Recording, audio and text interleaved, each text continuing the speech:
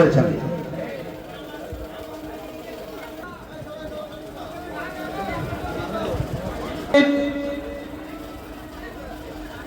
নারায়ণগঞ্জ জেলা শক্তিশালী করবো এবং শেষ করছি। আসসালামু আলাইকুম ওয়া রাহমাতুল্লাহি ওয়া বারাকাতুহু। প্রিয় মুখ রূপগঞ্জের আগামী দিনের সবাইকে আমার সংগ্রামী সালাম ও শুভেচ্ছা।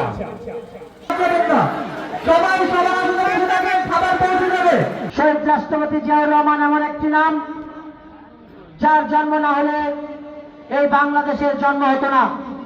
কারণ উনি স্বাধীনতার ঘোষণা দিয়েছিলেন বলে এদেশের কৃষক, শ্রমিক, মেহনতি মানুষ স্বাধীনতা যুদ্ধে ঝাঁপিয়ে পড়েছিল।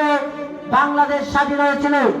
বাংলাদেশ যখন স্বাধীনতা লাভ করেছিল, তার পরবর্তীতে শেখ মুজিব যখন দেশের প্রধানমন্ত্রী হয়েছিলেন, তার সকল অন্যায় কর্মকাণ্ডের দরুন যখন তার একটি করুণ পরিণতি হয়েছিল, তখন এই দেশে আবার একটি ভারসাম্য হারিয়ে গিয়েছিল।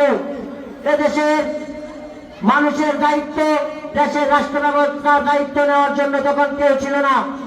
তখন আবারও শহীদ রাষ্ট্রপতি জিয়াউর রহমান এদেশের দায়িত্ব নিয়েছিলেন। এই পর্যন্ত এসেছে আমাদের এই দেশে বিগত ফ্যাসিস্ট সরকার। আপনারা দেখেছেন কিভাবে আমাদের অন্যায় অত্যাচার করছে। আমরা একটা মিটিং মিছিল কোথাও করতে পারি নাই।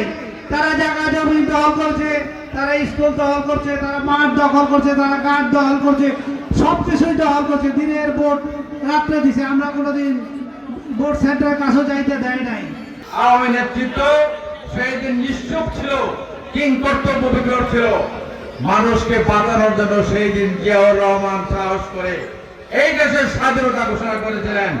সালাম, লক্ষ সালাম সেই বীরকে যিনি এই দেশের স্বাধীনতা ঘোষণা করেছেন। আমার প্রিয় ভাই বোনেরা, আজকে আমি সেই কথাই বলবো। শহীদ জিয়ার ঘোষণা, আমি মুক্তিযুদ্ধে গিয়েছি, আমি এই দেশের স্বাধীনতা অর্জন করেছি, এই দেশের এক সবুজ পতাকা আমি অর্জন করেছি। আজকে গর্বের সাথে তার মুক্তিযুদ্ধের কথা আমি বলতে পারি।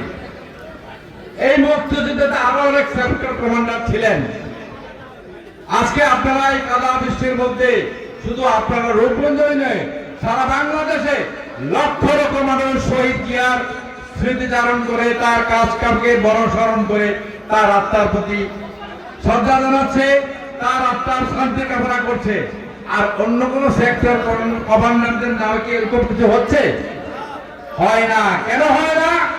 কারণ তারা এরকম কিছু পাওয়ার জন্য ওই কাজটি করেন নাই।